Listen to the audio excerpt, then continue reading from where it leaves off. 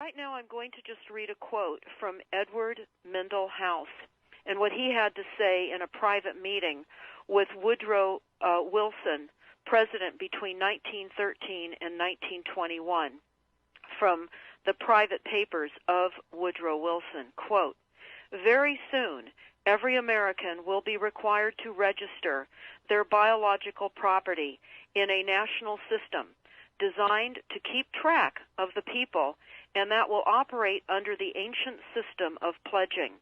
By such methodology, we can compel people to submit to our agenda, which will affect our security as chargeback for our fiat paper currency. Every American will be forced to register or suffer not being able to work and earn a living. They will be our chattel, and we will hold the security interest over them forever by operation of law merchant under the scheme of secured transactions. Americans, by unknowingly or unwittingly delivered the bills of lading to us, will be rendered bankrupt and insolvent, forever to remain economic slaves through taxation secured by their pledges. They will be stripped of their rights and given commercial value, designated to keep us a profit that will be none the wiser. For not one man in a million could ever figure out our plans, and if by accident one or two would figure it out, we have in our arsenal plausible deniability. After all, this is the only logical way to fund government, by floating liens and debt to the registrants in the form of benefits and pledges.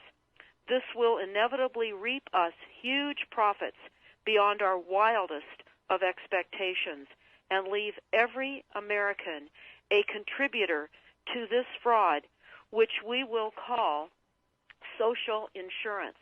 Without realizing it, every American will insure us for any loss we may incur, and in this manner, every American will unknowingly be our servant, however begrudgingly. The people will become helpless without any hope for their redemption, and we will employ the high office of the President as our dummy corporation to foment this plot against America.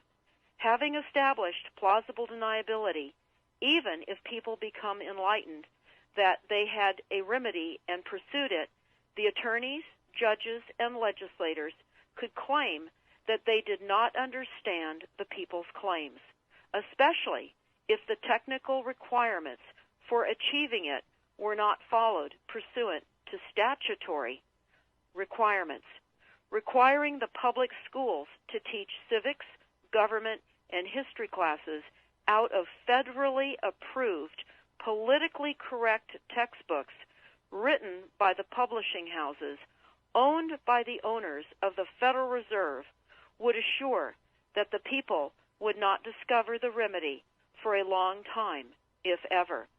I would recommend that everyone read Fruit from a Poisonous Tree by Melvin Stamper, M-E-L-V-I-N, Stamper, S-T-A-M-P-E-R. That is Fruit from a Poisonous Tree. This is out of Chapter 2 of Fruit from a Poisonous Tree.